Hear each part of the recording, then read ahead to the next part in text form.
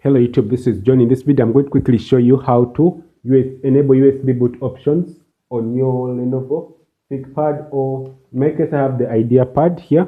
So what I'm going to show you, I'm going to power on the computer and I'll click F12, and F12 takes us to the USB boot options or boot menu. So in my case here, we have the system booting the hard disk and the network boot, but we don't have the USB boot options here, as you can see. So what I'm going to do, I'm going to click Ctrl Alt Delete, then I'll go and click F2 to go to the BIOS system, and for ThinkPad you just click F1 to go to the BIOS system. So what you see here, I'm going to hold Ctrl Alt Delete, then I'll click F2 so that I go to the BIOS system. As the computer reboots, we double tap the F2. Then in the BIOS system, I want to bring this a little bit closer. I want you to go and click the right arrow key. And the right arrow key you will see here, we have the legacy boot disabled.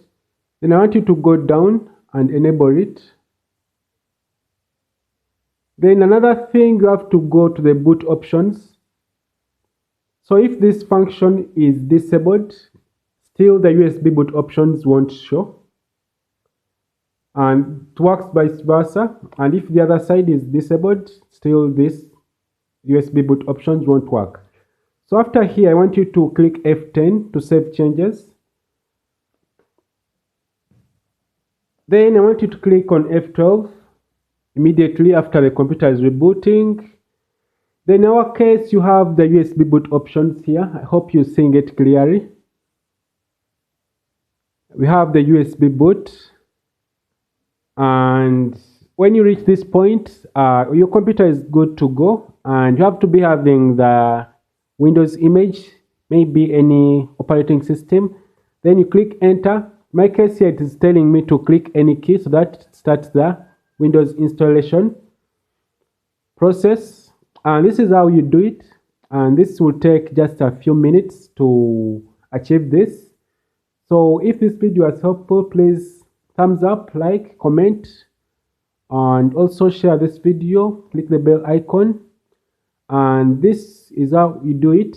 Just that on the Lenovo ThinkPad, as you see the title, it will just be F2. Then you just look on the similar things, because some of the BIOS system will be working the same way almost every time. So thanks for watching.